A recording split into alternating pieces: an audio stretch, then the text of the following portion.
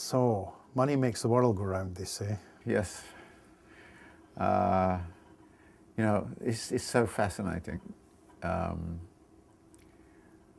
Money, we all use it, we all worry about it, we all spend an enormous amount of our time getting it. But if you ask anybody the question, what is money? Most people can't give you a clear answer at all. And I always remember this great line in Dickens' Dombey and Son, where the little Paul, his mother has died and he's very sickly, and he keeps on asking his father, Papa, what is money? What is money? And Mr. Dombey, who's the great kind of entrepreneur, merchant, can't give an answer. And at some point or other he says, well, it's something that allows you to do lots of things. So little Paul says, well, why can't it bring Mama back then? And Mr. Dombey is so flummoxed, he kind of just leaves the room. And I think this kind of question of what is money and what's its function in society is really something that is a mystery to everybody. And yet it's something that we're constantly focused on. So here we are, focused on this thing, and we don't know what it is. And I think what Marx tries to do is to tell us something about money which we hadn't really understood before.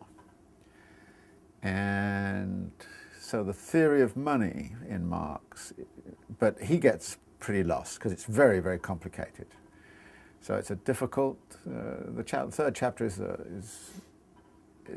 probably the most difficult chapter in the book for almost everybody to get through. And historically, when you ask people, well, you started reading Capital on your own, when did you give up? Well, they nearly always gave up in chapter 3. So one of my tasks is to get people through chapter 3 without, you know, and get them to the other side of it. And then it's almost like you come out of purgatory and you're into heaven after that. Into the good stuff. Yes.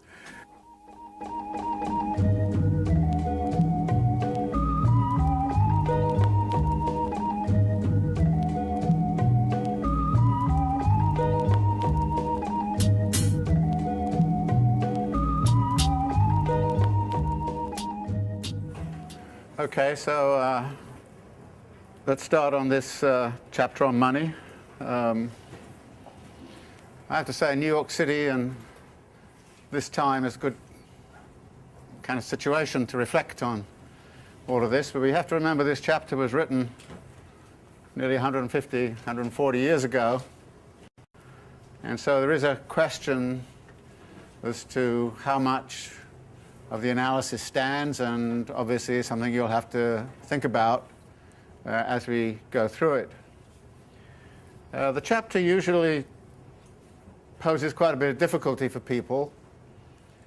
I think I mentioned early on that many people who start reading Capital kind of give up on this chapter because it just gets too dense and too complicated and it's very hard to figure out what's going on. But if you stick with the sort of framework that I've suggested you think about, whenever you approach a chapter like this, you think about its structure so that you remember where you are in this broader argument. And the argument here is, again, actually fairly simple, and it has a very similar form to those which you've encountered before, so you'll probably get sick of me putting this kind of formulation up on the board. But he starts with the idea of commodity money, or money as a commodity. And as usual, he asks a number of questions. What work does this commodity do? What functions does it perform? And all the rest of it. And he, surprisingly, finds a duality. Right? You've seen this before. And the duality is that it's a measure of values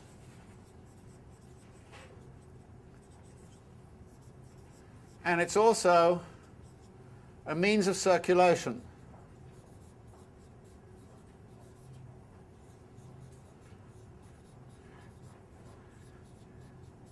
And those two functions are going to turn out to be somewhat incompatible with each other, and he's going to spend the first part of the chapter looking at the measure of values function and the complications which attach to that.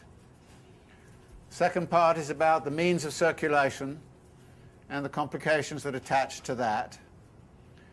And then, of course, at the end, he comes back to the issue of universal money.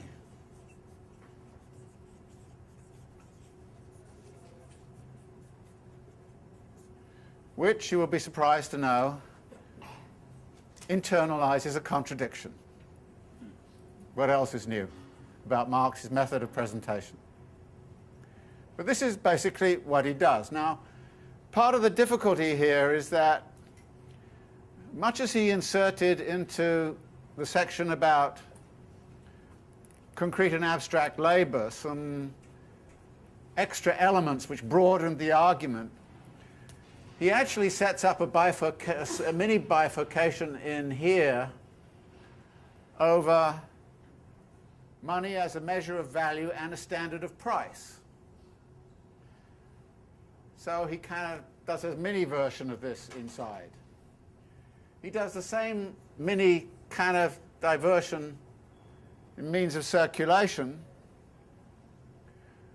in particular looking at concrete monies like gold coins and symbols, and asks the question, what's the relationship between this real stuff and this? And then that's going to lead him into discussing things like money as money of account, credit monies, all those other kinds of forms of money. So in effect, what happens here is he starts to elucidate the complicated world of money activities via this strategy. But the basic structure of the chapter is an echo of what you saw in the section on commodities, the section on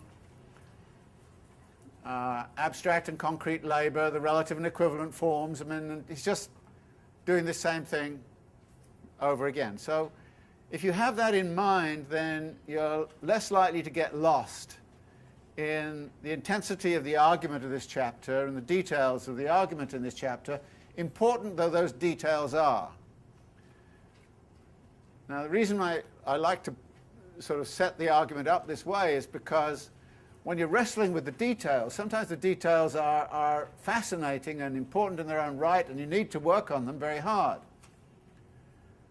But what Marx has is a framework within which that argument is proceeding. And this is, as it were, the framework of the chapter. So with that in mind, let's look at this piece of the story, money as a measure, or the money commodity as a measure of value. And obviously there's going to be a transition in this chapter from talking about the money as a commodity, the money commodity, to money as universal money, which of course nowadays would not be represented by a particular commodity at all.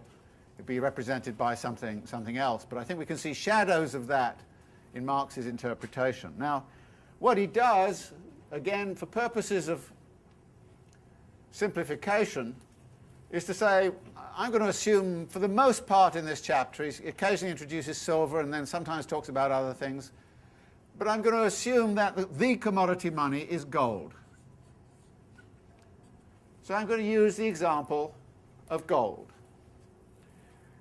and just assume that that has become the money commodity which we are interested in looking at. And immediately what he does is to say, at the bottom of the first page here, money as a measure of value is the necessary form of appearance. Now, I've often, in past talks, insisted that you think a lot about social necessity. What is socially necessary? And here he's saying that this form of appearance is a necessary form of appearance. It's socially necessary. And it's necessary as a measure of value which is immanent in commodities, namely labor time, or more accurately, socially necessary labor time. So there's an interrelation then between the world of commodities and the socially necessary labour time which is embodied in all of those commodities, and the socially necessary labour time which is embodied in the gold. But then he goes one step further immediately at the bottom of 189, when he says the price or money form of commodities is, like their form of value generally, quite distinct from their palpable and real bodily form. It is therefore a purely ideal or notional form. By ideal here, Marx means mental, that it is constructed in our minds. Although invisible, and I've several times, I think, mentioned the significance of these invisibilities, these immaterialities, which are nevertheless objective and real. And he then goes on to say, the guardian of the commodities must therefore lend them his tongue or hang a ticket on them in order to communicate their prices to the outside world. Now what's happening here is this. I have a commodity. I have no idea what its value is. How can I possibly know before I take it to market? But when I take it to market, I want to have a notional value which I put on it. So I hang a price tag on it. I say, this is worth this. It's a mental move on my part. I'm guessing. It's only after the market has gone through all of its ferment and done its work that I know what the value is represented by in its money form. But as a standard of price, as he puts it on the next page, or rather 2 pages later, as a standard of price, money is performing a different function from simply as a measure of value. So on 190 then, he wants to talk first off about this imaginary side, the ideal side of the money form. I'm imagining what the value is in my commodity.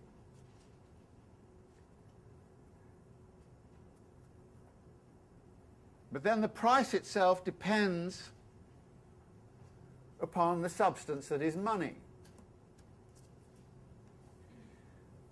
And this then poses first problem, which is signaled at the bottom of this page.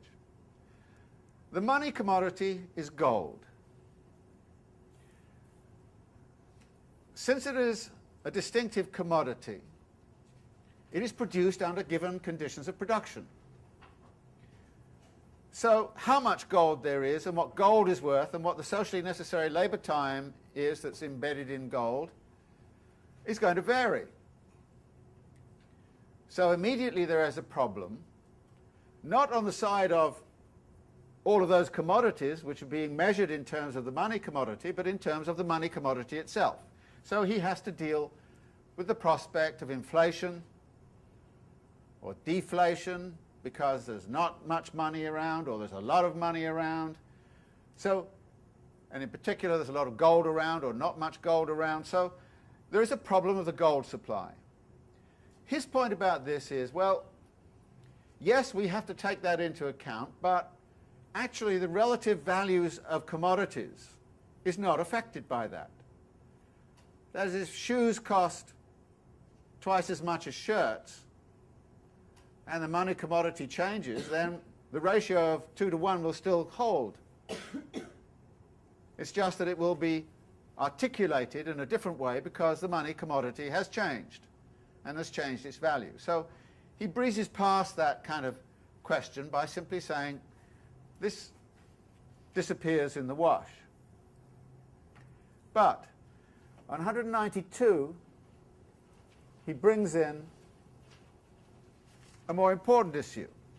When this is where he talks about the way in which measure of value and standard of price, money performs 2 quite different functions.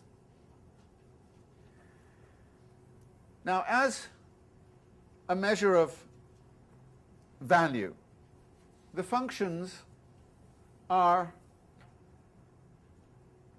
it's important that it be stable. It's important that it be tangible, not change its qualities. And so you can see immediately as a measure of price why it is that gold, rather than strawberries, is the money commodity. Because gold can store value. Gold is fairly constant in its form. It can be assayed. It can be measured.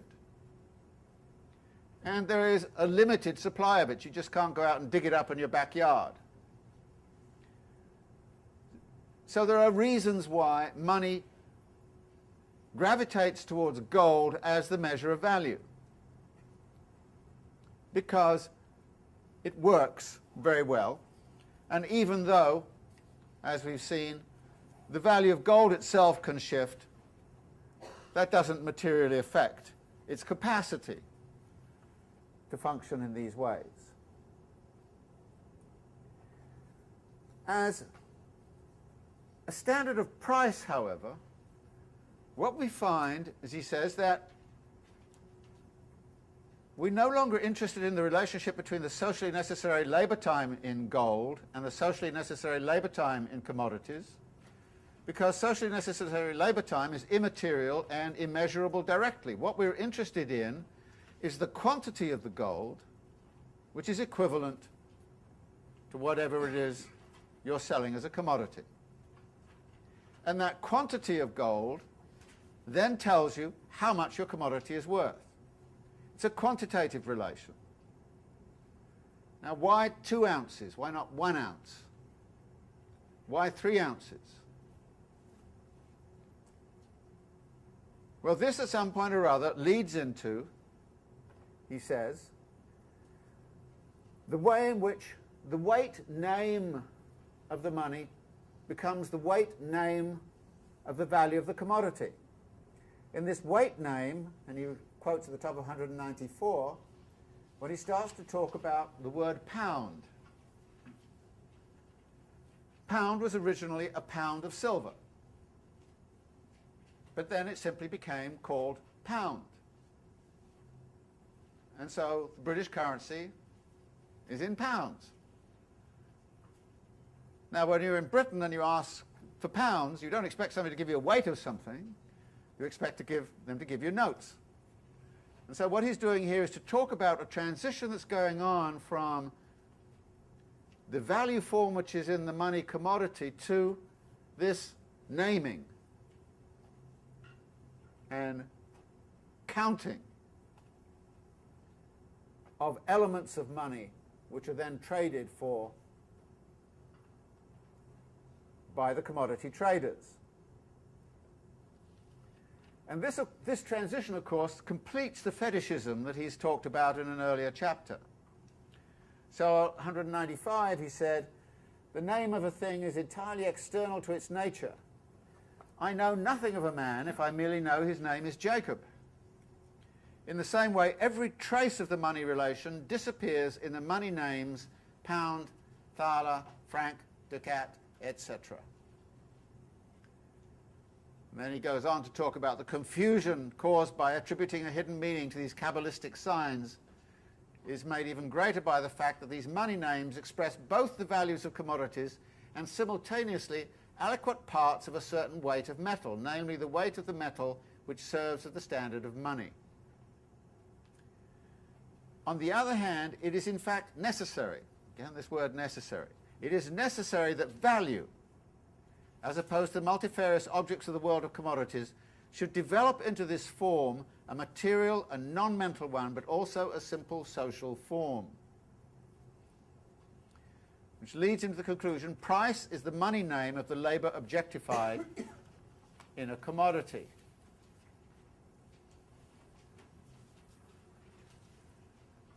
Now, what he's saying here is that, yes, indeed, we have all of these terms like ducats and louis and dollars and pounds and so on, and we measure the value of commodities in quantities of those terms.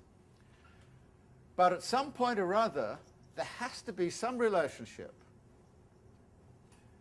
between the way these nominal forms of money are articulated, and a monetary base, a commodity base. He's saying that's essential. Now, of course, since the 1970s, the global economy has not done that very effectively.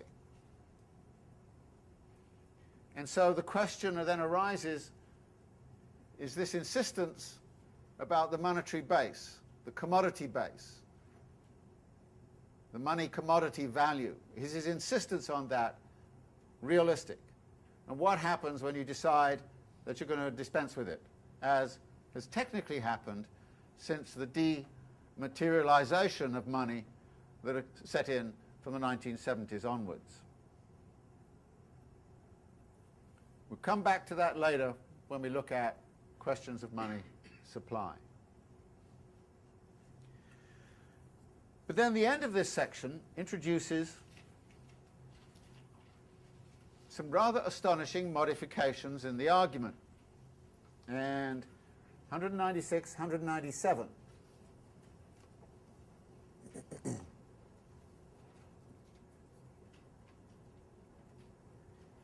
He says, the magnitude of the value of a commodity, this is towards the bottom of 196, therefore expresses a necessary relation to social labor time which is inherent in the process by which its value is created.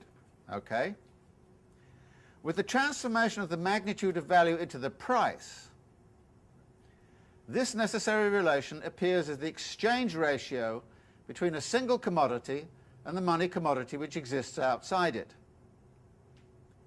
This relation, however, may express both the magnitude of value of the commodity and the greater or lesser quantity of money for which it can be sold under the given circumstances. This possibility, therefore, of a quantitative incongruity, note this, quantitative incongruity between price and magnitude of value, i.e., the possibility that the price may diverge from the magnitude of value, is inherent in the price form itself. This is not a defect. This, on the contrary, is what makes this form the adequate one for a mode of production whose laws can only assert themselves as blindly operating averages between constant irregularities. Now, what's going on here?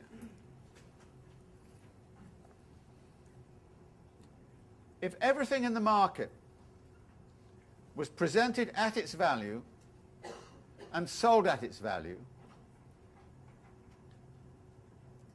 then there would be absolutely no way in which you could adjust for demand and supply fluctuations. What's happening here is that, in effect, on a given day, too many traders may come into the market and not enough demanders may come into a market, and the price will go down. The next day, less traders will come, more people will come, and the price will go up. So what's happening here is that Marx is talking about the way in which, once you go to a price name and hang prices on commodities, different prices can be realized in different times and different places. They fluctuate all over the place. And that is what the anarchy of a capitalist market system is about. And the money system has to be able to deal with that. So these incongruities that he's talking about are specifically able to deal with fluctuations in demand and supply conditions. Now, Marx, along with the classical political economists, assumed that at the end of the day, with all these fluctuations, there is something called equilibrium price or natural price. That is, the price which is achieved when demand and supply are in equilibrium. And at that point, he says, demand and supply cease to explain anything. It doesn't explain why shirts exchange in a certain ratio with shoes on average. It's not that shirts are more in demand than shoes or anything of that kind. On a given day, they may fluctuate, but the fact that shirts and shoes have different prices has to do with their socially necessary labour time. The fact on a given day that the price of shoes fluctuates above or below its socially necessary labour time equivalent is due to demand and supply fluctuations. In order for demand and supply fluctuations to be incorporated into a capitalistic system, we need a money system which can do that. And this quantitative incongruity between money as a measure of value and the way in which prices get hung on commodities and prices get realized on a given day in a given market at a given time, all of that is allowed for precisely because of this transition that's occurred between money as a clean measure of value to its operating function as a standard of price which can allow these fluctuations. Even more astonishing on the next page is the fact that this transition from money as a measure of value into a standard of price can also harbour, he says, a qualitative contradiction, with the result that price ceases altogether to express value, despite the fact that money is nothing but the value form of commodities. Things which in and for themselves are not commodities, things such as conscience, honour, etc., can be offered for sale by their holders, and thus acquire the form of commodities through their price. K Street, and all the rest of it. Hence a thing can, formally speaking, have a price without having a value. The expression of price is in this case imaginary, like certain quantities in mathematics. On the other hand, the imaginary price form may also conceal a real value relation or one derived from it, as, for instance, the price of uncultivated land, which is without value because no human labour is objectified in it. Point about land which has not yet been occupied is that there are ways in which land does incorporate what you might call a shadow price of human labour. That is, land which has had human labour embodied in it over here casts a shadow value, if you like, on the land which could be incorporated next year here.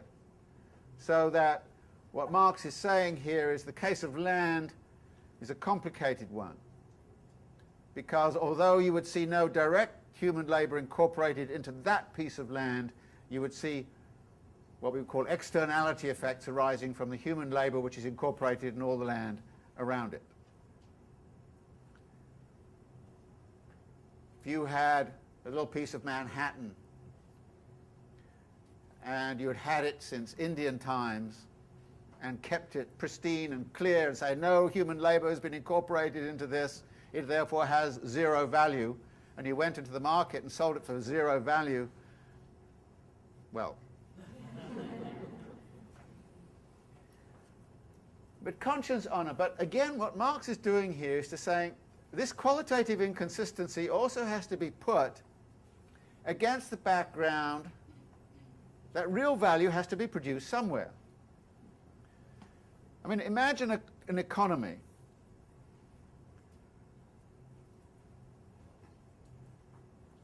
which only exists on trading conscience and honour. How would we live? Where would our shirts and shoes and all the rest of it come from? I mean, Marx is kind of saying, well, these qualitative incongruities also have to be put against the question of where is the real value behind all of this? And what is this real value all about? And that is, I think it seems to me, a very pressing question, which confronts us when we think about how the global economy is working. I mean, people like to say the United States, you know, well, the working class, a lot of it has disappeared. So value is not being produced in the United States anymore, but then you've got to think about what's going on in China. And you think about the fact that actually, even though everybody's now concentrating on making megabucks out of financial operations, the global proletariat has doubled since 1970. And value is still being produced in very traditional kinds of ways, even though it's being distributed in quite other ways.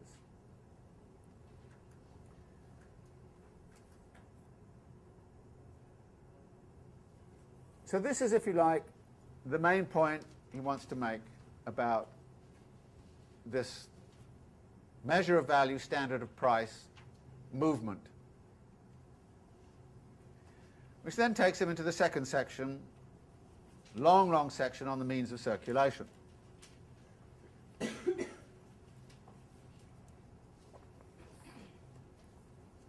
Now he starts off with the following observation. We saw in a former chapter that the exchange of commodities implies contradictory and mutually exclusive conditions. Can anybody remember what those contradictions and mutually exclusive conditions were? If you're buying it, you're not selling it? No. He's referring back to the section on the relative and equivalent forms of value. And if you go back to page 148, you'll see he says use value becomes the form of appearance of its opposite, value.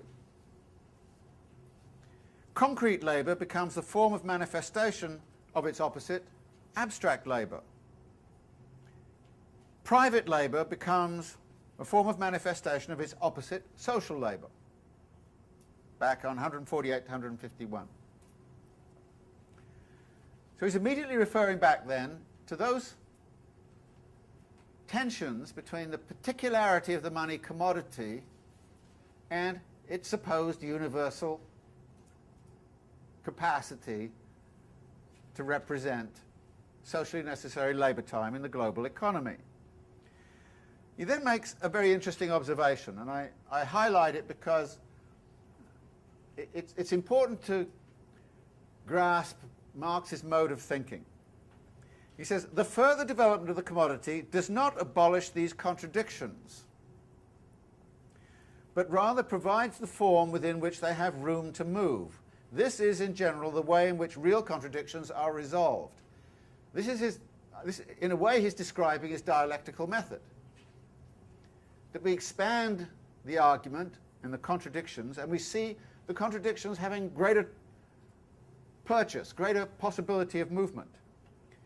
And he then uses an interesting metaphor. For instance, it is a contradiction to depict one body as constantly falling towards another and at the same time constantly flying away from it. The ellipse is a form of motion within which this contradiction is both realized and resolved.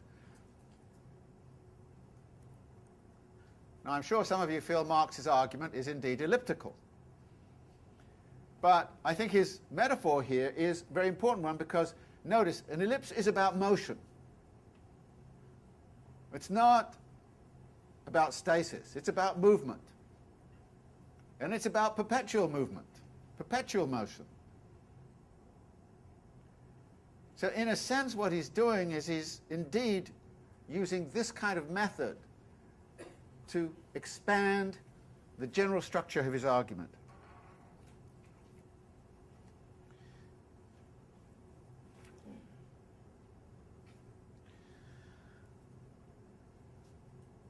So his first gesture then is to set up an argument about what he calls the metamorphosis of commodities, which is, again, a process of circulation.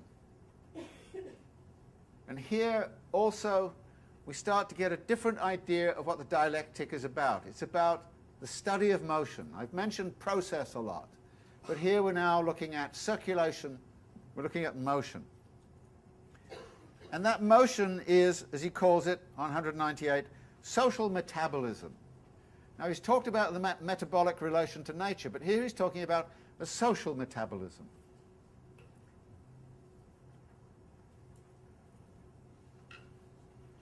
And he puts it this way, 199. Exchange produces a differentiation of the commodity into two elements, commodity and money, an external opposition. And further down the page, he calls this an antagonistic form. So we start now to think about the world of commodities on one side and money on the other, and talk about the relationship between them. And he immediately shifts his argument from a commodity-commodity exchange relation, a C-C relation, a Robinson Crusoe economy, to start to look at a C-M-C, commodity, money, commodity circulation. And he sets up then an argument about this form of circulation. One of his big arguments is that inferences you would draw from a commodity to commodity relation cannot be applied to the commodity, money, commodity metamorphosis.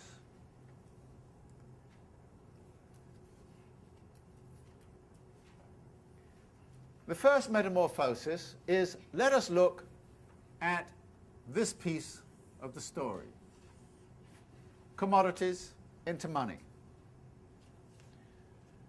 He points out that you're going from the particular to the universal. And going from the particular to the universal faces a whole range of different problems. You have to find somebody out there who wants your commodity. You've got to fulfill a social need. In the midst of the intense complications of the social division of labor, somehow I have to find somebody in the market who wants my particular commodity and can give me the money equivalent of my commodity.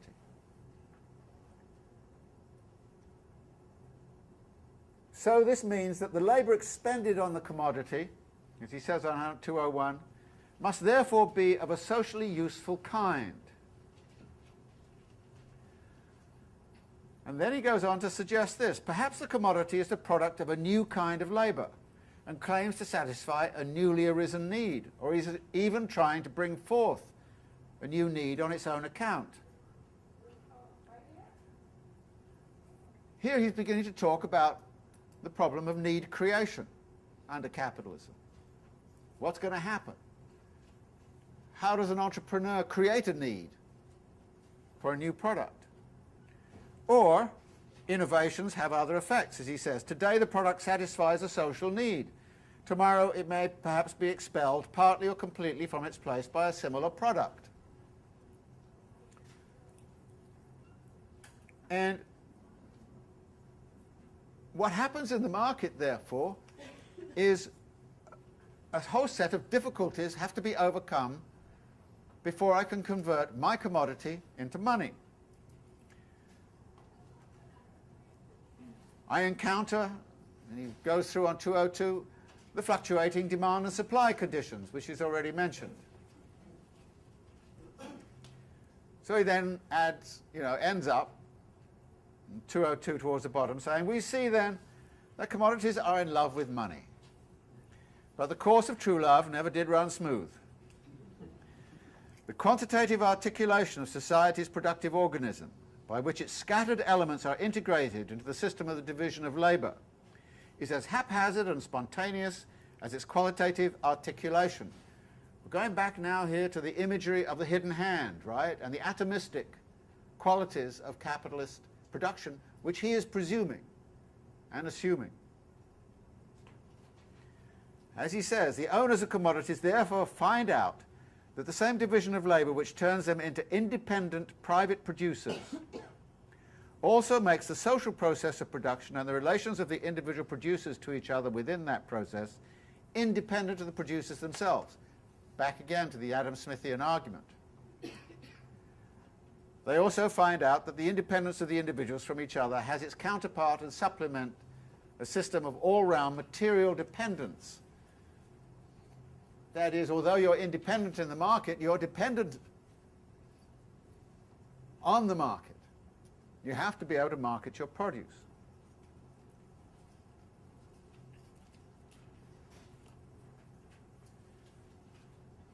So he then pulls this all together around this phrase, which I've already used, of a relationship between the particular and the universal on 203.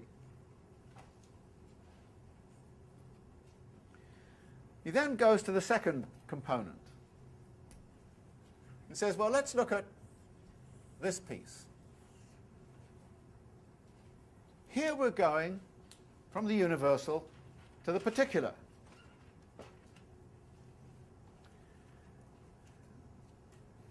Now, clearly, what this means, as he says, as he starts out by saying, all commodities are alienable. That is, they can all be bought and sold. And there is therefore a universal alienation in that technical sense of everybody is prepared to give up their commodities, give it away. Not give it away, but trade it away.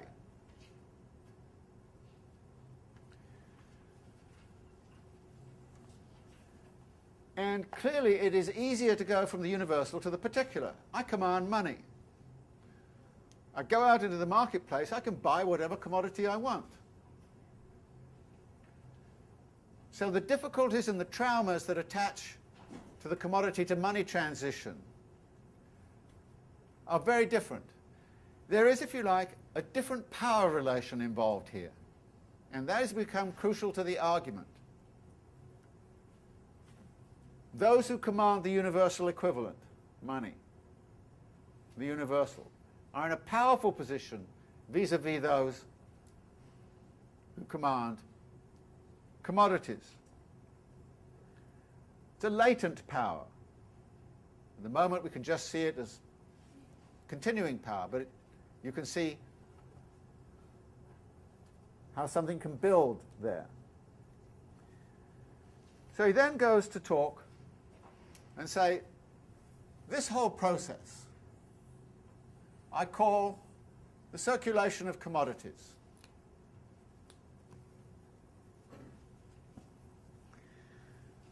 And on page 208,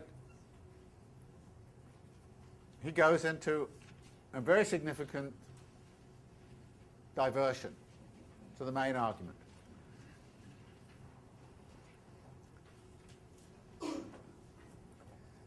Middle of 208, he says, nothing could be more foolish than the dogma that because every sale is a purchase and every purchase a sale, the circulation of commodities necessarily implies an equilibrium between sales and purchases. And he then goes through an analysis of this argument,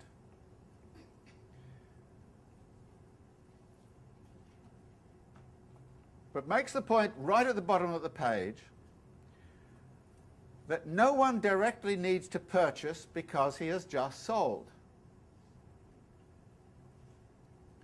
Then goes on to comment, circulation bursts through all the temporal, spatial, and personal barriers imposed by the direct exchange of products. And it does this by splitting up the direct identity present in this case between the exchange of one's own product and the acquisition of something else, someone else's, into the two antithetical segments of sale and purchase. To say that these mutually independent and antithetical processes form an internal unity is to say also that their internal unity moves forward through external antitheses. These two processes lack internal independence because they complement each other. Hence, if the assertion of their external independence proceeds to a certain critical point, their unity violently makes itself felt by producing a crisis.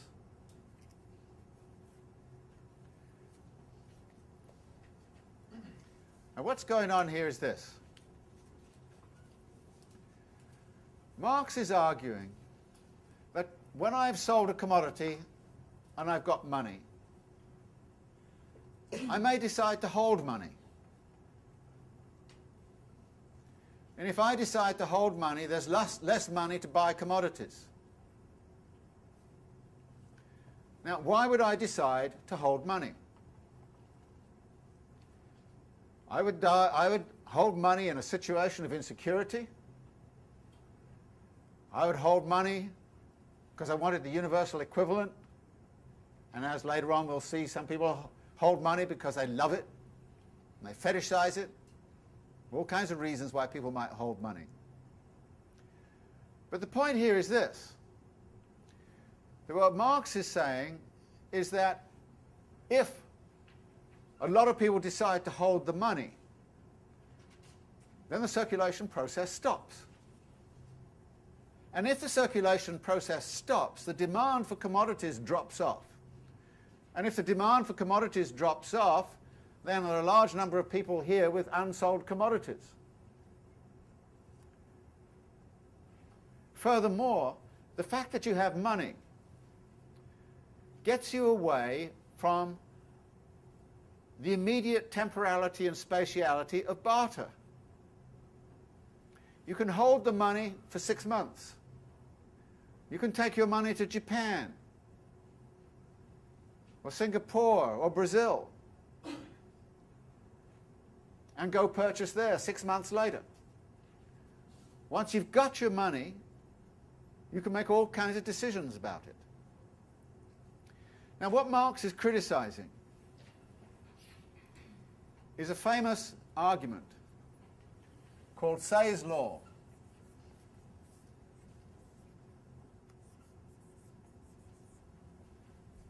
And Say's law, Say is mentioned in the next footnote on the next page, where Marx makes the comment, the conception adopted by Ricardo from the tedious Say that overproduction is not possible, or at least that no general glut of the market is possible, is based on the proposition that products are exchanged against products.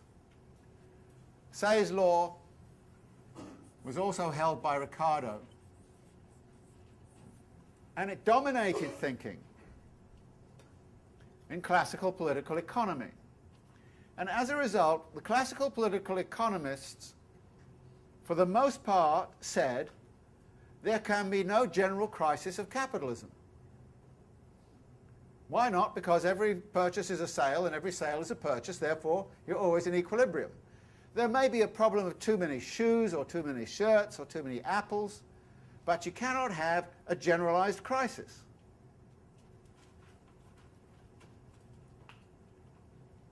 Because Say's law said you couldn't. And Say's law actually carried over from the classical period into the neoclassical period. It was held by all economists at the end of the 19th century up until the 1930s. And in the 1930s, there were the economists saying a general crisis of capitalism is impossible. And there you had one.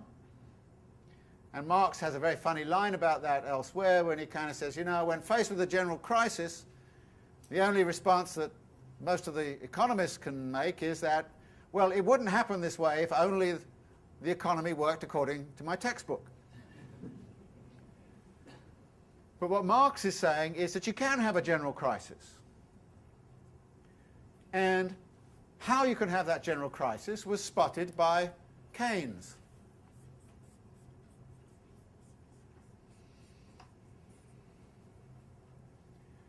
Now, what Keynes did in a series of very interesting essays called Essays in Biography back in the 1930s was to point out the error of accepting Say's law.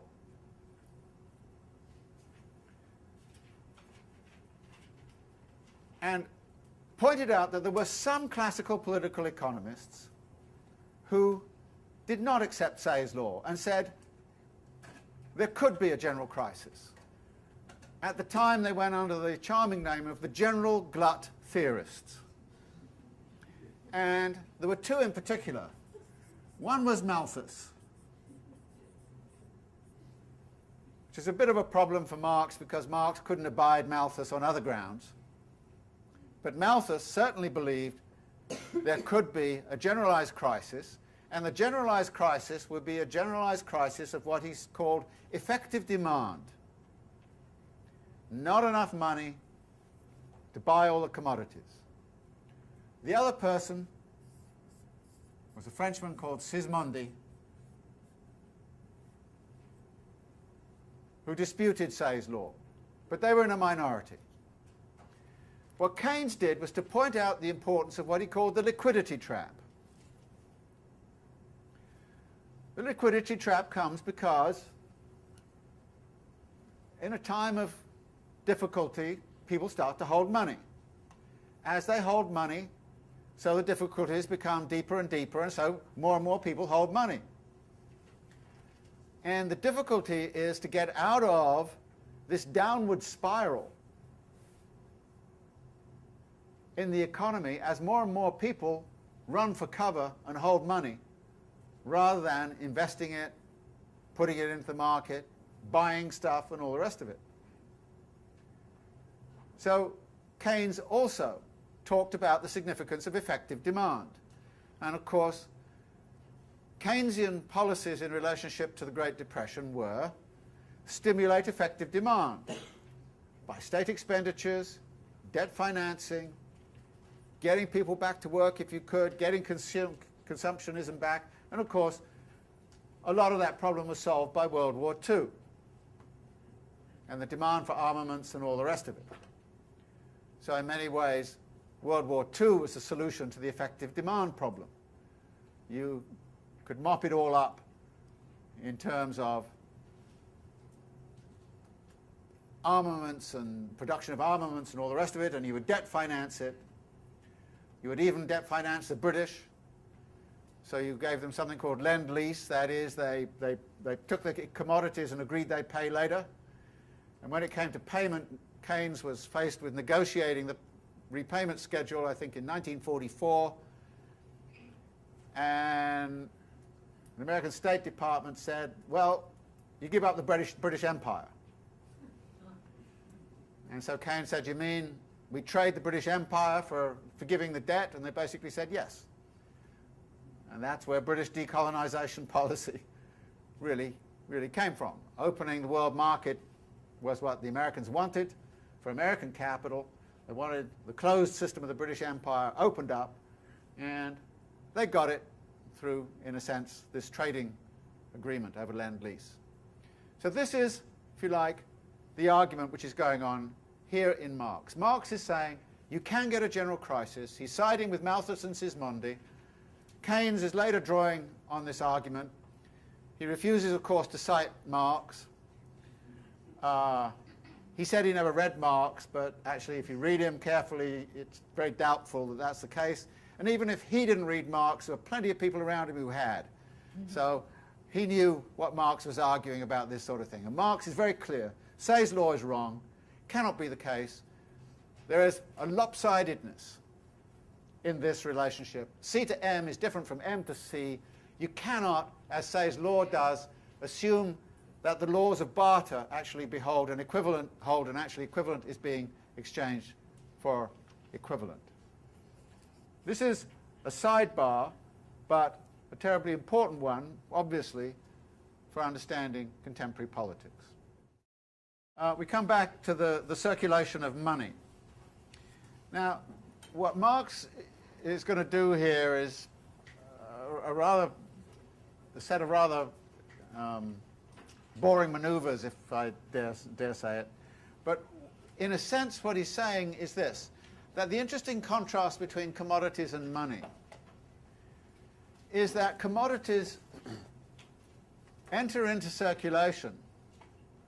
Then I buy them and I wear them or I eat them and they disappear. So commodities enter into circulation and drop out of circulation. Money, however, stays in circulation, unless people hoard it or spirit it away or something like that. But the general role of money is to stay in the circulation process. So you have myriad commodity exchanges going on, being produced all of the time, and you have money which is, in a sense, acting as the lubricant of all of this exchange. And the question he's posing here is, how is it a lubricant? And furthermore, how much of that lubricant do you need? So what the next 10 pages are taken up with is the articulation of what we call the quantity theory of money, which is actually pretty identical to what Ricardo had to say. And he defines the quantity theory first on 217, bottom, where he says the total quantity of money functioning during a given period as a circulating medium is determined on the one hand by the sum of the prices of the commodities in circulation. Set that up. The sum of the prices, and on the other hand by the rapidity of alternation of the antithetical processes of circulation. In other words, the movement of prices, the quantity of commodities, and the velocity of circulation.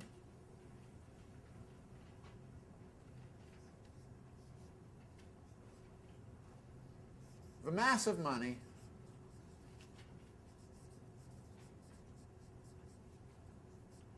equals the sum of all of the prices of the commodities in circulation modified by the velocity of circulation. The velocity of circulation is a measure of how much work a coin or a dollar bill does in a given day. How many times does it exchange? The Federal Reserve still has a key measure, the velocity of money, the velocity of circulation.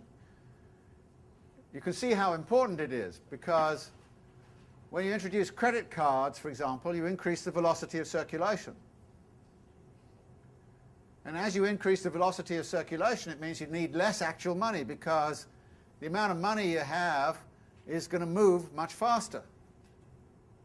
If a dollar bill exchanges hands once a day, that's a different kind of world from a situation where a dollar bill changes hands, say, 5 times a day.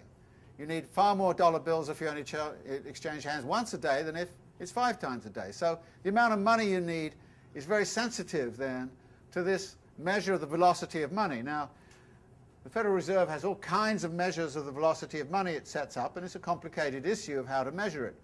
But what Marx is saying is we have to take this into account. And this was what Ricardo said also. So Marx is not saying much here that is not already available in Ricardo, including the idea it's the sum of the prices. So this is, if you like, the quantity theory of money, which is set up in this section. This then leads him in section C to move to another level, which is to talk about the way in which coins and symbols of value start to take over the functions. And here you will find immediately that the weight of gold, he says, represented in the imagination by the prices or money names of the commodities, has to confront these commodities within circulation as coins or pieces of gold of the same denomination. The business of coining, like the establishing of a standard measure of prices, is an attribute proper to the state. State power becomes crucial. The different national uniforms worn at home by gold and silver as coins, but taken off again when they appear on the world market, demonstrate the separation between the internal or national spheres of commodity circulation and its universal sphere, the world market. This again is something which is going to come back in this chapter about the world market and universal sphere. Out of this arises, as he says on 223, the latent possibility of replacing metallic money with tokens made of some material, i.e. symbols. And he talks further down. Small change appears alongside gold for the payment of fractional parts of the smallest gold coin. Gold constantly enters into retail circulation, although it is just as constantly being thrown out again by being exchanged with small change. And then the next page, he talks about inconvertible paper money issued by the state and given forced currency, issues of paper money. And it is here that for the first time, he starts to talk about the way in which credit money may take root spontaneously in the function of money as a means of payment. So here we get a replacement going on, the replacement of gold by symbols, by paper, by coins. Why would that occur? Well, because gold is very awkward as a means of circulation. If every time you engage in this transaction, you need a small grain of gold, it's going to be horribly messy. So indeed, the requirements of circulation, what is socially necessary in order for this circulation to become general and commodities to be exchanged in a general way, what is socially necessary is that you leave gold behind and start to work with tokens and symbols and paper and all the rest of it. Paper money, he says, is a symbol of gold, a symbol of money. That's on the bottom of 225. Its relation to the values of commodities consists only in this. They find imaginary expression in certain quantities of gold, and the same quantities are symbolically and physically represented by the paper. Only insofar as paper money represents gold, which like all other commodities has value, is it a symbol of value.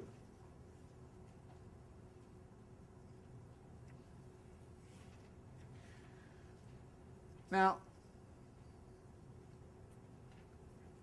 it's interesting here to think about whether he's again working with a logical argument or a historical argument. He talks about the way in which different forms of money were sort of pushed out as historical evolution, and how important the state power was in regulating what the value of money is about. And in this chapter, the power of the state becomes critical. In a way, it was also there in chapter 2 when he's talking about the legal and juridical infrastructure necessary for market exchange to flourish, which is ultimately going to be a state function. And here he's talking explicitly about the way in which the state becomes critical for understanding how money becomes a symbol, becomes a total, becomes tokens, and all the rest of it.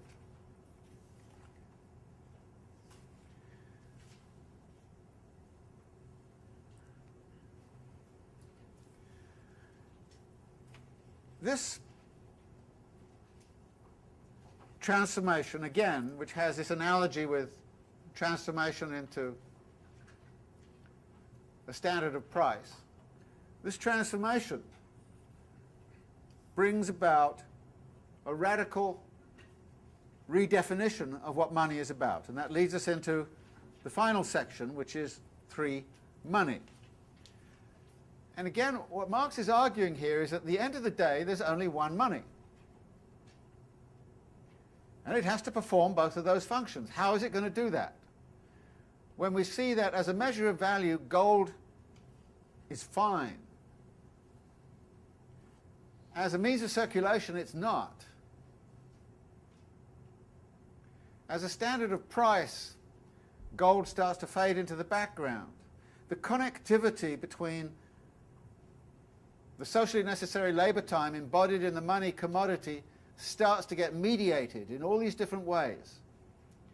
And so we start to lose contact with the monetary base.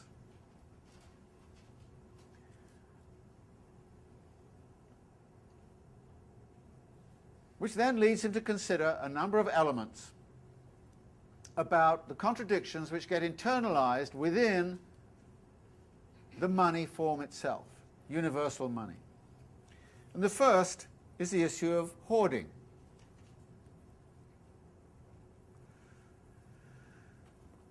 You As he says, when the circulation of commodities first develops, there also develops the necessity and passionate desire to hold fast to the product of the first metamorphosis. This product is the transformed shape of the commodity, or its gold chrysalis. Commodities are thus sold not in order to buy commodities, but in order to replace their commodity form by their money form. Instead of being merely a way of mediating the metabolic process, this change of form becomes an end in itself. The money, he says, is petrified into a hoard, and the seller of commodities becomes a hoarder of money.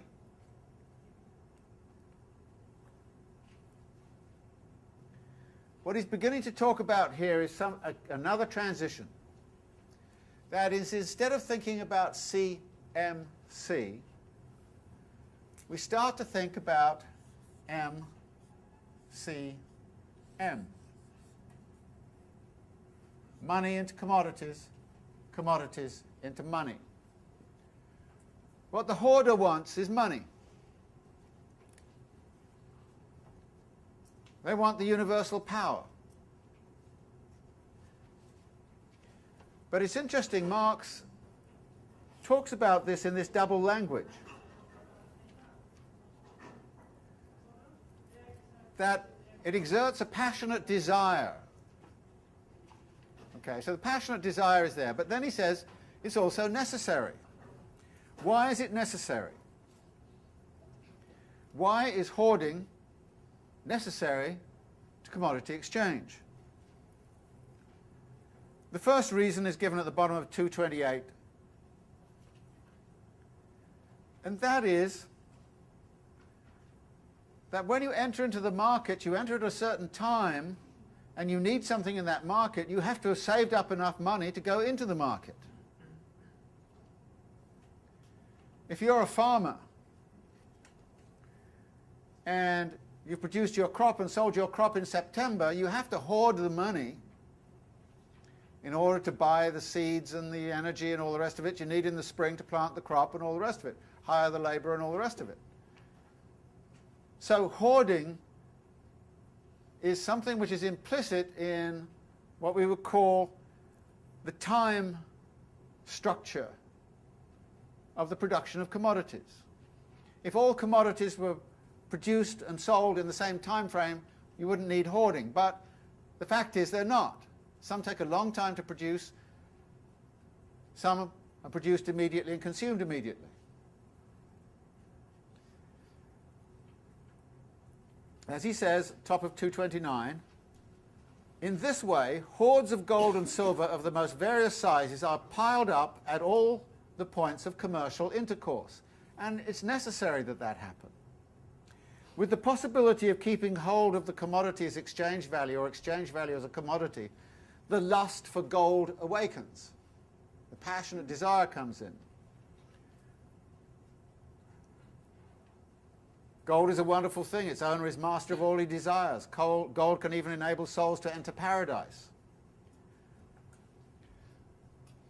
The papacy in the medieval period was in the habit of selling indulgences, which guaranteed you entry into heaven.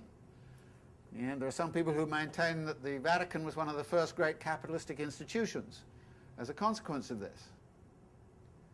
It was selling entry into heaven. I mean, talk about selling conscience and honor. I mean, this is selling something really interesting. But since money, he says, does not reveal what has been transformed into it, everything, commodity or not, is convertible into money. Everything becomes saleable and purchasable. Here he's talking about the potentiality for the commodification of everything. Once you've got the money system, you can hang a price on anything, commodification of everything. And he says, nothing is immune from this alchemy. The bones of the saints cannot withstand it, let alone more delicate things. Just as in money, every qualitative difference between commodities is extinguished, so too, for its part, as a radical leveler. Again, this is always an interesting theme in Marx. A radical leveler. Everything is reduced to this same metric. Everything has a price. It extinguishes, he says, all distinctions. But money is itself a commodity, an external object, capable of becoming the private property of any individual. Now, this is a reversal of item 3 in the contradictions he noted in the relative and equivalent forms of value. Remember, private activity became the means for the representation of universal social labour. Now he's saying the fact is that private individuals can appropriate social power.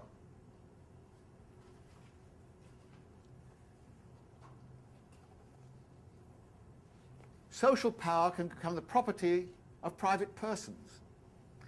This is this latent power relation of the money form and the holding the universal equivalent beginning to be crystallized out into the open. And it, of course, is going to be the basis of class power.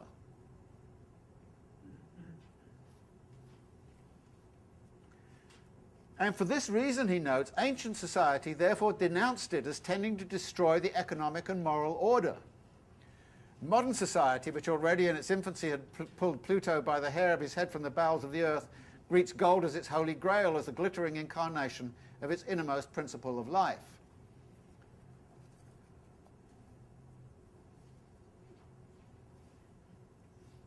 It's very interesting. We often talk about money as filthy, filthy lucre.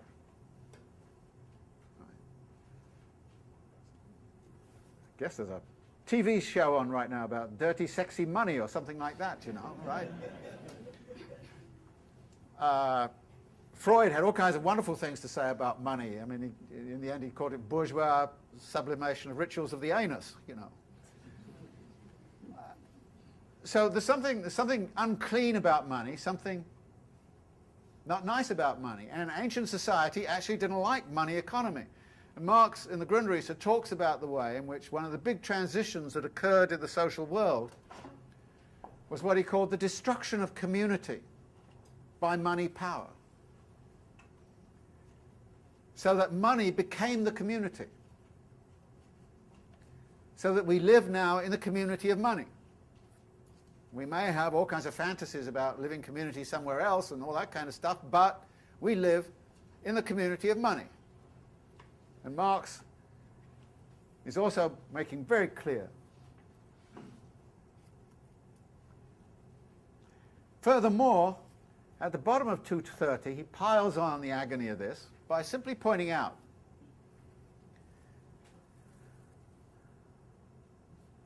talks about the metallic natural form of this object and as a universal equivalent form of all other commodities, and as a direct social incarnation of all human labour. The hoarding drive, he says, is boundless in its nature. Qualitatively or formally considered, money is independent of all limits. That is, it is the universal representative of material wealth because it is directly convertible into any other commodity. It goes on then to talk about this contradiction between the quantitative limitation and the qualitative lack of limitation of money keeps driving the hoarder back to his Sisyphean task. Accumulation. This is the first mention of accumulation in Capital. The limitless qualities of it are, I think, fascinating to reflect on. I mean, if we're accumulating use values, how many Ferraris can you have? I mean, Imelda Marcus had, what, 6,000 pairs of shoes? But there's a limit. But do billionaires feel they have a limit about the next billion? The answer is no. The accumulation of money power is limitless. And therefore, what we get into is a form of accumulation that has, in principle, no external limits. Very important argument. And to the degree that people are into the accumulation of social power, they're into the accumulation of limitless social power.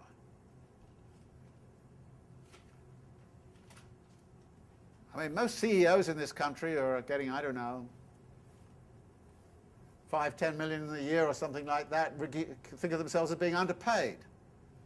And if you kind of said to them, well, and they kind of say, well, hey, those people in the somebody in a hedge fund got $1.7 billion last year. I deserve that. How come they got $1.7 billion and I didn't? And this is the point about the limitlessness of it. I mean, 2 years ago, the top hedge fund earner got $250 million. This year it's $1.7 billion. It's limitless. And Marx is laying down that principle about as soon as you get into money as a universal equivalent, as a representation of socially necessary labour time of value, it is in principle limitless in terms of what you can accumulate and in terms of what private persons can accumulate, in terms of their own private power over a social good, which is the socially necessary labour time in the world market. So this is what Marx is pointing to here, the limitless qualities of it, and the fact that the accumulation of capital knows no limit. And of course, if you look at every other society that's ever existed in history, you'll find almost invariably they hit limits. And when they hit limits, didn't know where to go, they often collapsed. The one society that seems to be completely limitless is capital. And so far, it has been limitless precisely because its main measure of value has this particular form which allows it to be accumulated in this way. And the result is that all of the growth curves in terms of the total money in society, the total wealth of society, the total amount of output in society, the total global gross domestic product in the world, all the rest of it, look at the growth curves since capitalism really kicked in say, 1750. Logistical. Whiz like that. With all kinds of social, political, and environmental consequences, of course, which we can worry about. But that is the nature of what capitalism is about. And that is how Marx is setting it up.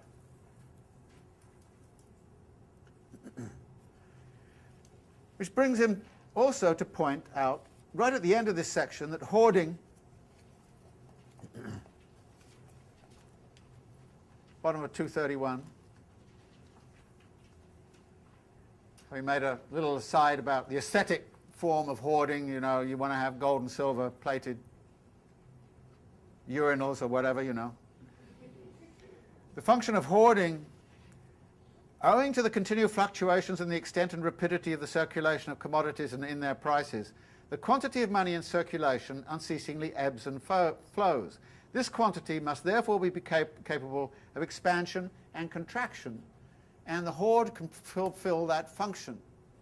In other words, he's going to modify his theory of money in society by saying, given the fluctuations, the total mass of money you need is the sum of the prices modified by the velocity plus a reserve fund.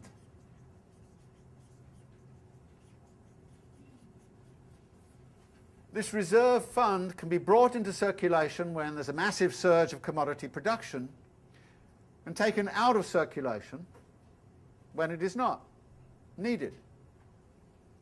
But the reserve fund is absolutely crucial to the stabilization of this system. That is, a form of hoarding is necessary for those two reasons, the temporality reason and this reason. Leads him in section B, means of payment. He comes back straight away to means of payment as being a way to approach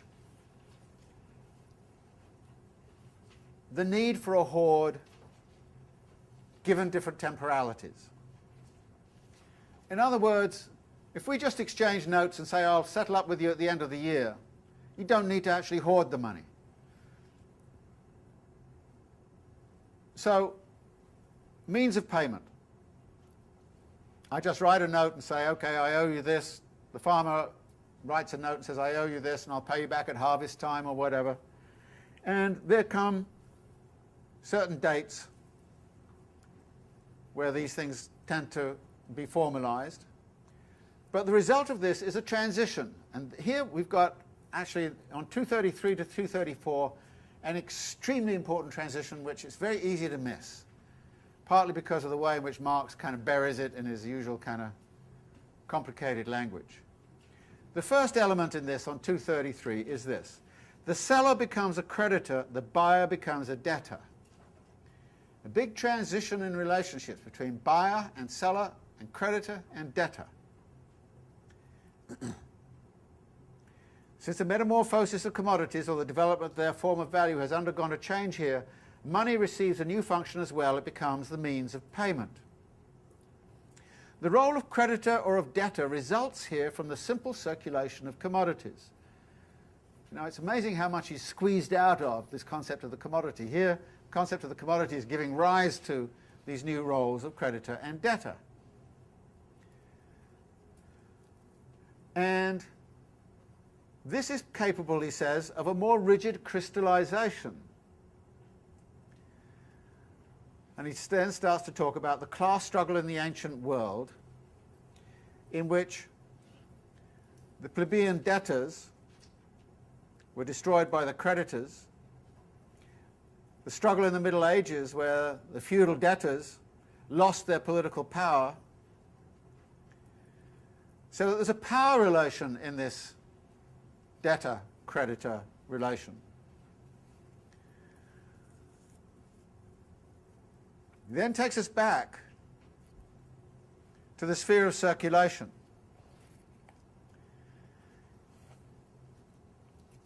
And takes us back to the argument earlier, in which he starts to talk about the way in which money becomes the object of the circulation process. But it now enters it in a peculiar way. The means of payment, he says, enters circulation, but only after the commodity has already left it. The money no longer mediates the process. It brings it to an end by emerging independently as the absolute form of existence of exchange value, in other words, the universal commodity. The seller turned his commodity into money in order to satisfy some need. The hoarder in order to preserve the monetary form of his commodity, and the indebted purchaser in order to be able to pay. If he does not pay, his goods will be sold compulsorily. The value form of the commodity, money, has now become the self-sufficient purpose of the sale, owing to a social necessity springing from conditions of the process of circulation itself. What he's now taken us to is this radical transition from a CMC form of circuit into an MCM form of circuit. If I hold money, I can just lend it to you, and then you pay me back.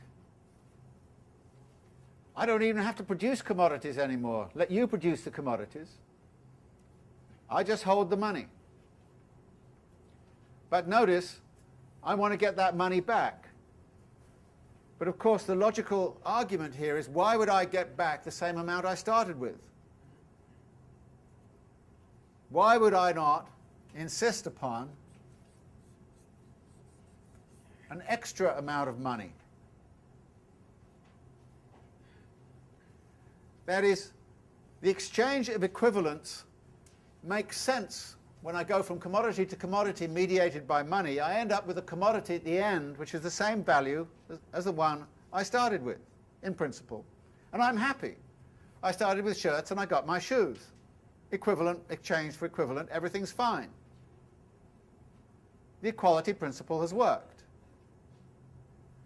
But why would I start with money and just in order to get money?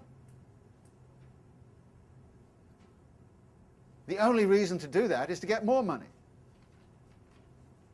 And so what Marx is beginning to do here is to say, out of this relationship between the commodity and money, there emerges a form of circulation which is the MCM form of circulation. and it arises out of a social necessity. Not because somebody felt it was a good idea, although we've seen here that the passionate interests are very much engaged, and the lust for gold and the lust for power is very much engaged. But even if that were not there, you would still need a form of circulation of this kind in order to keep the measure of value and the means of circulation in balance. That is the only way you can resolve that contradiction between money as a measure of value and money as a means of circulation is by this form of circulation, which can bring money into exchange when it's needed and take it out when it's not.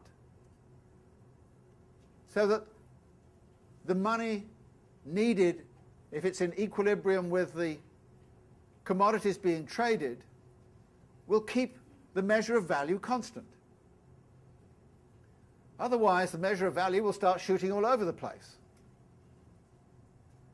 So if I want to maintain a constant measure of value, I have to be able to use money as a means of payment, and in doing that, I trigger this form of circulation, which is money focusing on money.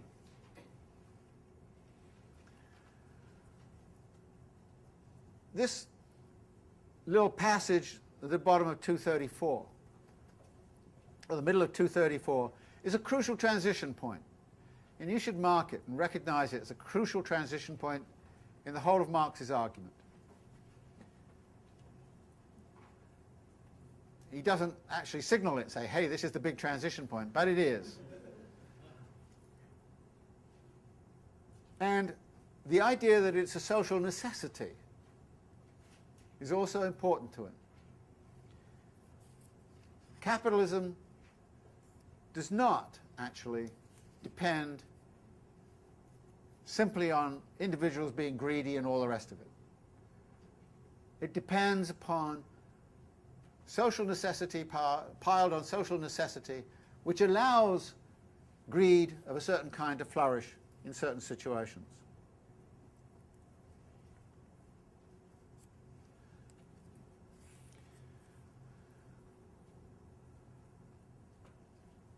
This brings him back on 235, bottom, to talk about a contradiction immanent in the function of money as the means of payment.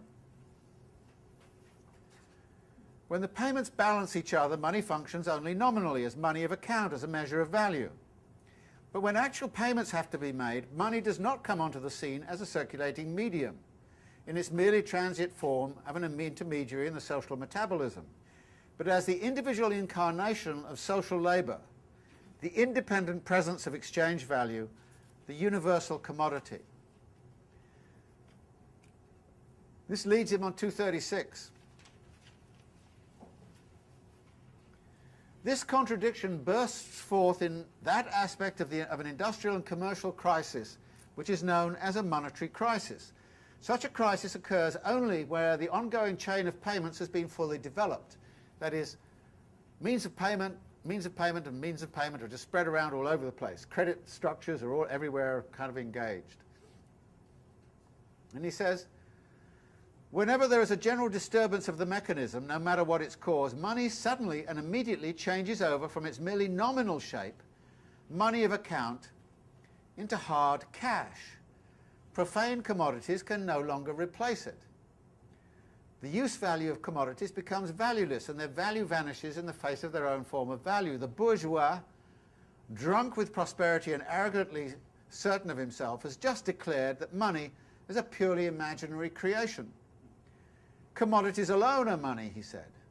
But now the opposite cry resounds over the markets of the world. Only money is a commodity. As the heart pants after fresh water, so pants his soul after money, the only wealth. In a crisis, the antithesis between commodities and their value form money is raised to the level of an absolute contradiction. When he talks about monetary famine.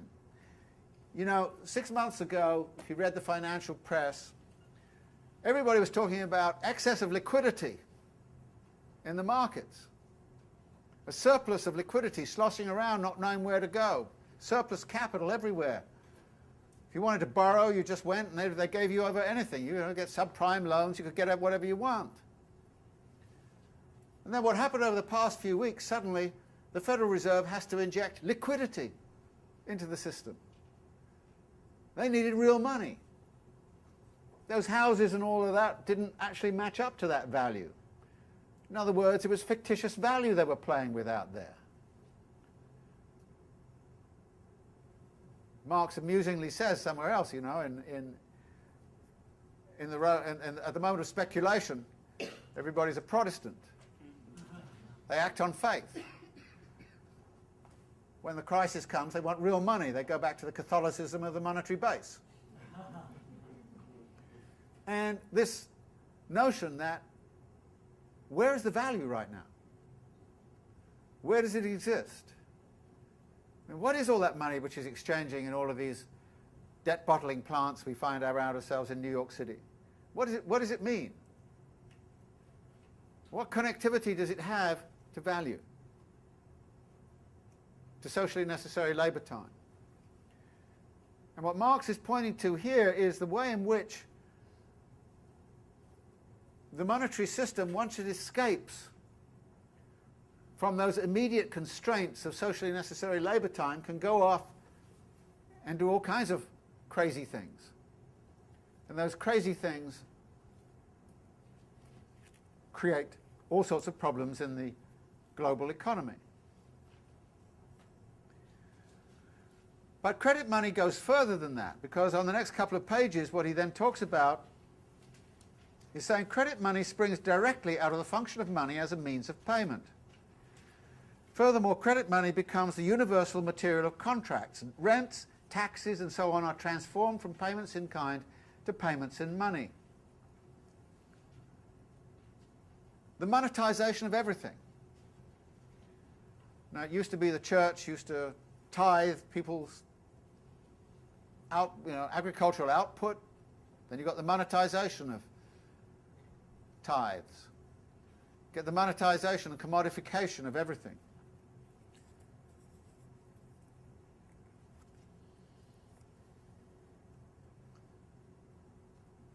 So that what this leads to is this duality. First, a reserve fund becomes necessary. And that reserve fund is going to have to function in relationship to this system via this form of MCM circulation. It's the way in which the argument works. But he then says, in the final section on world money, a brief section, that individual states, of course, manage their own money system and money supply and money tokens and all the rest of it. But they're not outside of being disciplined by the world market. That actually the exchange of commodities on the world market at some point or other becomes critical to the way in which this monetary system functions. The state has had a very important role to play in the stabilization of the monetary system within its borders. And in so doing, it initially connected its monetary system very clearly to a metallic base: gold, silver. And that metallic base became crucial in the construction of the initial financial monetary system. And assuring the security of that metallic base became critical. It's kind of interesting to note that John Locke wrote his essay on religious tolerance, in which he said, you know, we should tolerate each other in terms of our religious views, and we shouldn't go around burning heretics at the stake and all that kind of thing. And he did that at the same time as Sir Isaac Newton became master of the King's Mint. And Isaac's great role was to assure the quality of the currency, to assay the gold, to assay the weight of the silver. And during those years there was a great trade which led to the debasement of the coinage, which was called coin clipping. What you did was you took a silver coin and you just shaved off a bit of it. And you took a lot of silver coins and you shaved off lots. And by the end of the day you had another silver coin. Good way to make money. So what did Isaac Newton do? He caught a few of these people and he had them hung on Tyburn in public. So you didn't burn people at the stake for their religious views. You now hung them in Tyburn because they debased the coinage.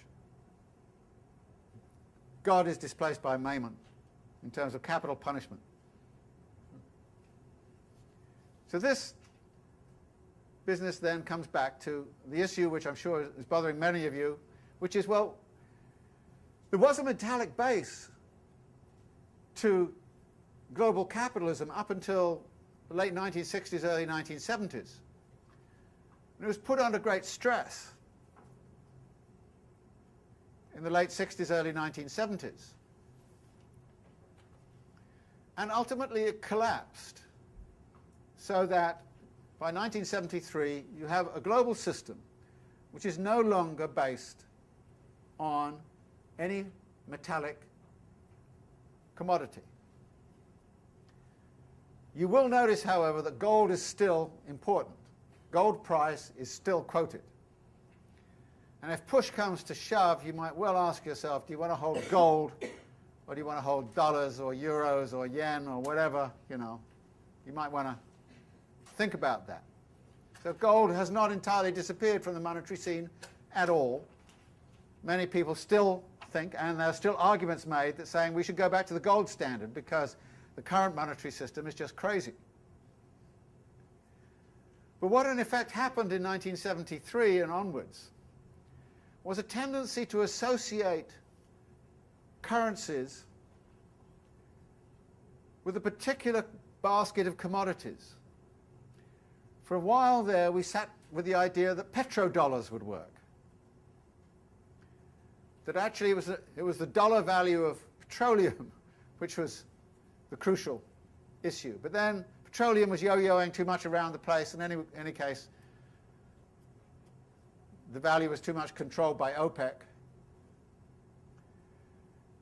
So in effect, however, what now happens is that currency speculation actually looks at, a lot of the time, the relationship between the productivity of a whole economy, the total bundle of goods and services produced in that economy, and the value of its currency. And it compares the total commodity output of Japan and West Germany as it was, and now Europe,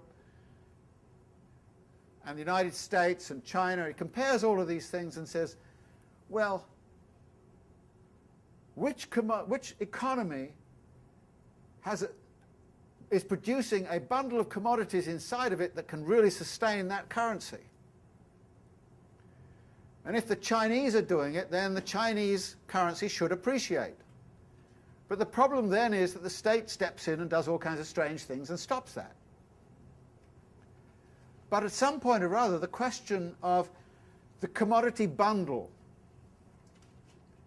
which underlies the value. In other words, we no longer attach it to some single commodity like gold. We attach it to an imaginary understanding, which is where statistics come in. We wouldn't know how to work in this world unless we had masses of statistics. And what are the statistics about? GDP. Who produces all those statistics and collects them all together? The World Bank, the International Bank of Settlements. They produce all this data, vast amounts of it, on the basis of what sometimes you wonder, but nevertheless it's there. And this data constructs a fiction that there's a national economy. Now this is a real problem because there is no national economy. I mean, everything's trading with everything else on the global stage, but there is a fiction that there is a national economy. And the national economy of the United States is doing well, therefore the dollar will rise. It's doing badly, therefore the dollar will collapse. So the dollar's been under a lot of pressure because the US economy has not been doing very well compared to the rest of the world on certain measures. But then a speculator will come in and say that's the wrong measure. And if they can persuade you that's the wrong measure, then the values will change and they'll make a bundle on the currency movement. George Soros made, what was it, $2 billion in about 5 days speculating on the value of the British pound against the European exchange rate mechanism, and was actually able to force those kinds of things. So here you see that what Marx has built into this argument is, I think, a very interesting way in which to understand how this connectivity between the very secure kind of money commodity called gold, which started his analysis of money, to this real problematic universal money at the end with all of these broader kinds of things, I think he did a pretty good job. And we can build on it. I mean, things have changed a great deal since he was writing, of course. And we have to take those transformations very much into account. But it seems to me he set up an argument which is very useful to contemplate in terms of understanding our current situation. That is, building on this, we can go quite a way, I think, to understand many of the contradictions which exist within a contemporary political economic system. And it's so interesting, you know, that something like the subprime mortgage crisis, I mean, coming from my background in all of this, it's been obvious to me there's going to be a crash in property markets sooner or later. I thought it was going to occur about 2 or 3 years ago, but they managed to stave it off, but now it's sort of with us, and the question is, how far is that going to go before they can shift to something else, some other fictitious form? But behind this, of course, lies the emergence of imaginary forms. And notice how Marx emphasizes that, imaginary qualities of this. We imagine it to be this, and we imagine it to be that. And we cannot do without that imaginary stuff going on. In fact, that is what allows the system to function. It's built into it. It's not as if we can say, get rid of all the fetishism, get rid of all of that imaginary stuff, and then we'll be okay. No, we couldn't do that. These things are socially necessary. They're embedded within the capitalist system. Then that raises the question, well, what do we do about it? How do we confront them? And what do we do about their obvious, probably problematic consequences? So these are the sorts of issues that this chapter raises. Final point about this chapter.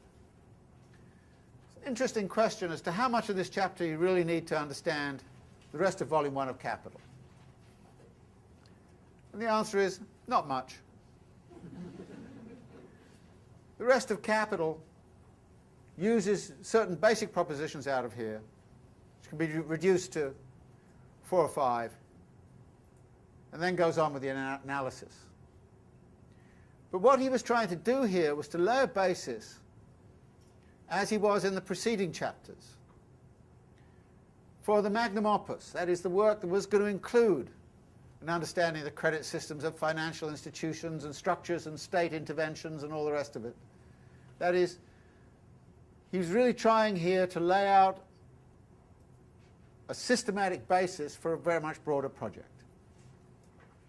But you'll be happy to know that you don't have to thoroughly understand all of the nuances of this chapter, interesting though it really is, and fascinating though it really is, and very important, I think, for our contemporary circumstances. You don't have to understand every nuance of it in order to get on to the next chapters, which are much simpler and much more direct. So you're over the worst of it. We can now start the easy part.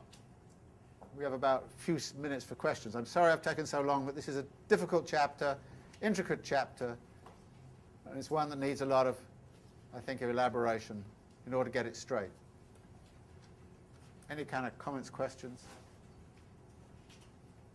Yeah. An anecdote when you're talking about accumulation of things and where's an upper limit.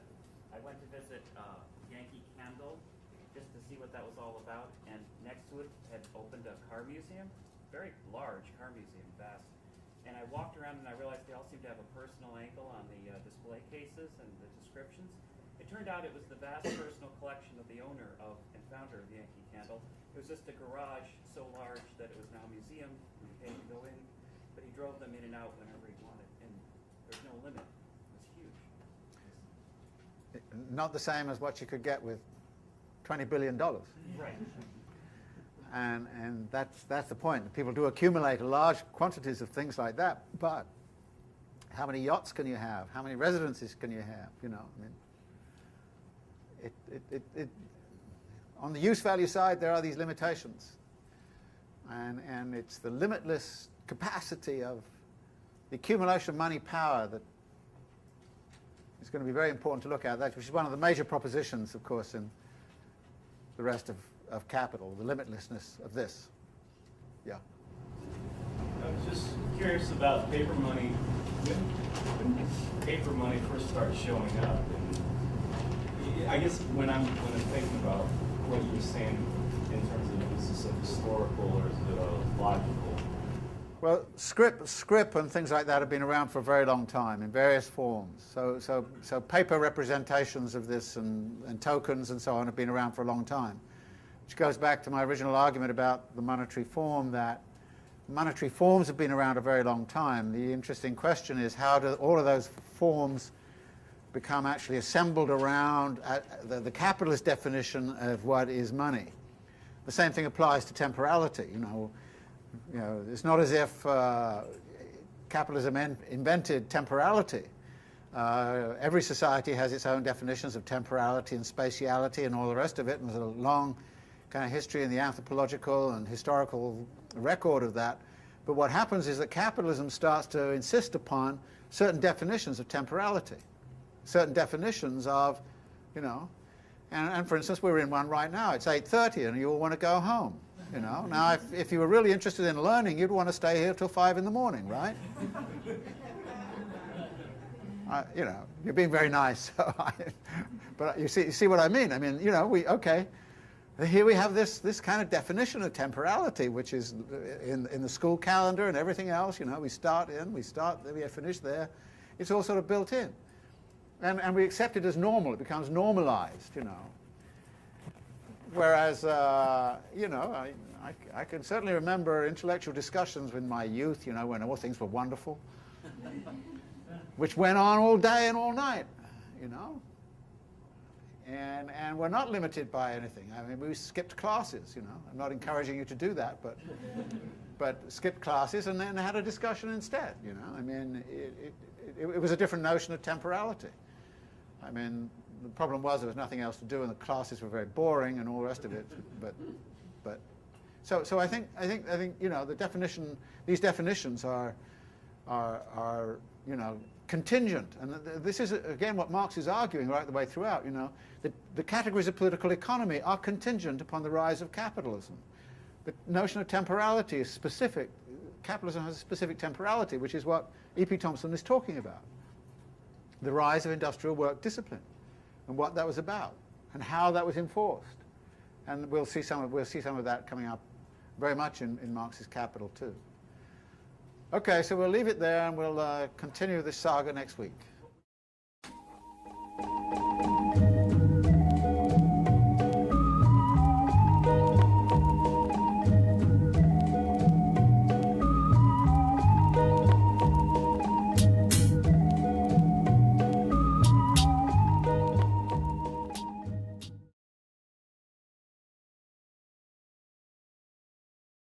Is to say, at the bottom of the first page here, money as a measure of value is the necessary form of appearance. Now, I've often, in past talks, insisted that you think a lot about social necessity. What is socially necessary? And here he's saying that this form of appearance is a necessary form of appearance. It's socially necessary. And it's necessary as a measure of value which is immanent in commodities, namely labour time, or more accurately, socially necessary labour time. So there's an interrelation then between the world of commodities and the socially necessary labour time, which is embodied in all of those commodities, and the socially necessary labour time, which is embodied in the gold. But then he goes one step further immediately, at the bottom of 189, when he says the price or money form of commodities is, like their form of value generally, quite distinct from their palpable and real bodily form. It is therefore a purely ideal or notional form. By ideal here, Marx means mental, that it is constructed in our minds. Although invisible, and I've several times, I think, mentioned the significance of these invisibilities, these immaterialities, which are nevertheless objective and real.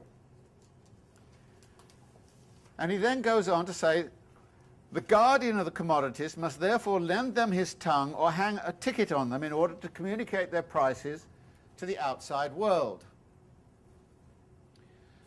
Now what's happening here is this. I have a commodity. I have no idea what its value is. How can I possibly know before I take it to market? But when I take it to market, I want to have a notional value which I put on it. So I hang a price tag on it. I say, this is worth this. It's a mental move on my part. I'm guessing. It's only after the market has gone through all of its ferment and done its work that I know what the value is represented by in its money form. But as a standard of price, as he puts it on the next page, or rather 2 pages later, as a standard of price, money is performing a different function from simply as a measure of value. So on 190 then, he wants to talk first off about this to think about as we go through it. The chapter usually poses quite a bit of difficulty for people. I think I mentioned early on that many people who start reading Capital kind of give up on this chapter because it just gets too dense and too complicated and it's very hard to figure out what's going on. But if you stick with the sort of framework that I've suggested you think about, whenever you approach a chapter like this, you think about its structure so that you remember where you are in this broader argument. And the argument here is, again, actually fairly simple, and it has a very similar form to those which you've encountered before, so you'll probably get sick of me putting this kind of formulation up on the board. But he starts with the idea of commodity money, or money as a commodity. And as usual, he asks a number of questions. What work does this commodity do? What functions does it perform? And all the rest of it. And he, surprisingly, finds a duality. Right? You've seen this before. And the duality is that it's a measure of values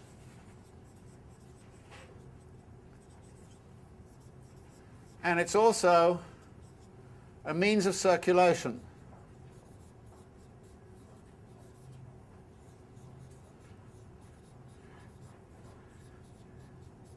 And those two functions are going to turn out to be somewhat incompatible with each other. And he's going to spend the first part of the chapter looking at the measure of values function and the complications which attach to that. The second part is about the means of circulation and the complications that attach to that. And then, of course, at the end, he comes back to the issue of universal money.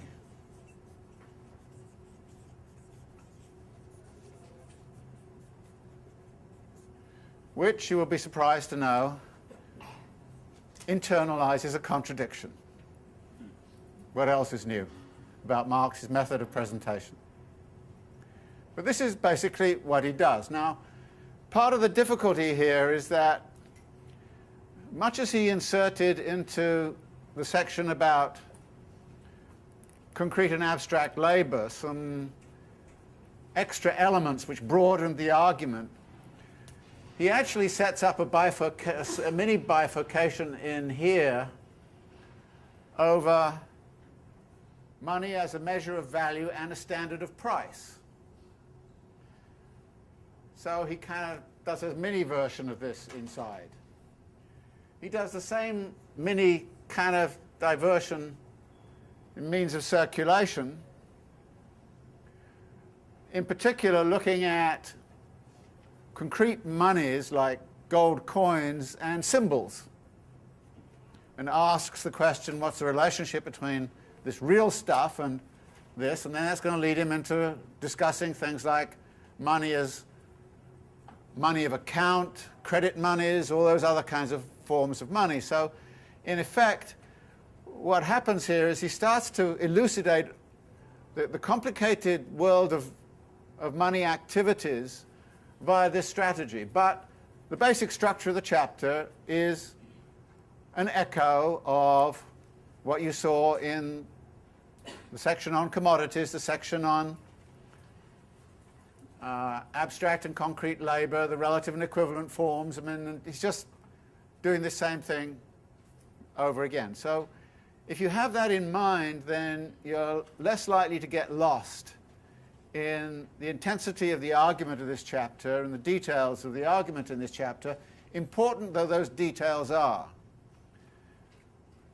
Now, the reason I like to sort of set the argument up this way is because when you're wrestling with the details, sometimes the details are fascinating and important in their own right, and you need to work on them very hard. But what Marx has is a framework within which that argument is proceeding. And this is, as it were, the framework of the chapter. So with that in mind, let's look at this piece of the story, money as a measure, or the money commodity as a measure of value. And obviously there's going to be a transition in this chapter from talking about the money as a commodity, the money commodity, to money as universal money, which of course nowadays would not be represented by a particular commodity at all. It'd be represented by something else. But I think we can see shadows of that in Marx's interpretation. Now, what he does, again, for purposes of simplification, is to say, I'm going to assume, for the most part in this chapter, he occasionally introduces silver and then sometimes talks about other things, but I'm going to assume that the commodity money is gold. So I'm going to use the example of gold and just assume that that has become the money commodity which we are interested in looking at. And immediately what he does... So, money makes the world go round, they say. Yes. You know, it's so fascinating. Money, we all use it, we all worry about it, we all spend an enormous amount of our time getting it. But if you ask anybody the question, what is money? Most people can't give you a clear answer at all. And I always remember this great line in Dickens' Dombey and Son, where the little Paul, his mother has died, and he's very sickly, and he keeps on asking his father, Papa, what is money? What is money? And Mr. Dombey, who's the great kind of entrepreneur, merchant, can't give an answer. And at some point or other, he says, well, it's something that allows you to do lots of things. So little Paul says, well, why can't it bring Mama back then? And Mr. Dombey is so flummoxed, he kind of just leaves the room. And I think this kind of question of what is money and what's its function in society is really something that is a mystery. to everybody. And yet, it's something that we're constantly focused on. So here we are, focused on this thing, and we don't know what it is. And I think what Marx tries to do is to tell us something about money, which we hadn't really understood before. And so the theory of money in Marx, but he gets pretty lost because it's very, very complicated. So it's a difficult, the third chapter is probably the most difficult chapter in the book for almost everybody to get through. And historically, when you ask people, well, you started reading Capital on your own, when did you give up? Well, they nearly always gave up in chapter 3. So one of my tasks is to get people through chapter 3 without, you know, and get them to the other side of it. And then it's almost like you come out of purgatory and you're into heaven after that. Into the good stuff. Yes.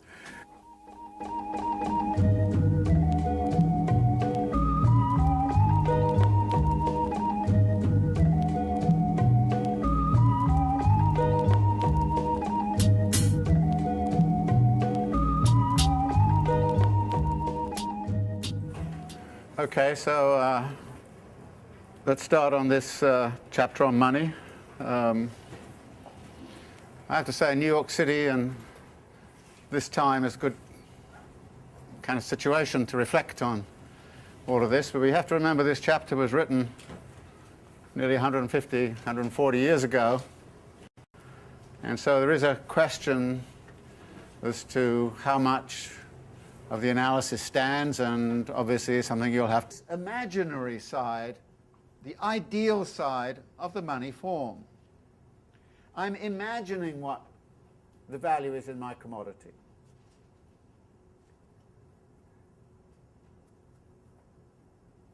But then the price itself depends upon the substance that is money. And this then poses first problem, which is signaled at the bottom of this page. The money commodity is gold. Since it is a distinctive commodity, it is produced under given conditions of production. So how much gold there is and what gold is worth and what the socially necessary labor time is that's embedded in gold is going to vary. So immediately there is a problem, not on the side of all of those commodities which are being measured in terms of the money commodity, but in terms of the money commodity itself. So he has to deal with the prospect of inflation or deflation because there's not much money around or there's a lot of money around. So, and in particular there's a lot of gold around or not much gold around. So there is a problem of the gold supply. His point about this is, well, yes, we have to take that into account, but actually the relative values of commodities is not affected by that. That is, if shoes cost twice as much as shirts and the money commodity changes, then the ratio of 2 to 1 will still hold. It's just that it will be articulated in a different way because the money commodity has changed and has changed its value. So he breezes past that kind of question by simply saying this disappears in the wash. But on 192, he brings in a more important issue. When this is where he talks about the way in which measure of value and standard of price. Money performs two quite different functions. Now, as a measure of value, the functions are, it's important that it be stable. It's important that it be tangible, not change its qualities. And so you can see immediately as a measure of price why it is that gold, rather than strawberries, is the money commodity. Because gold can store value. Money is fairly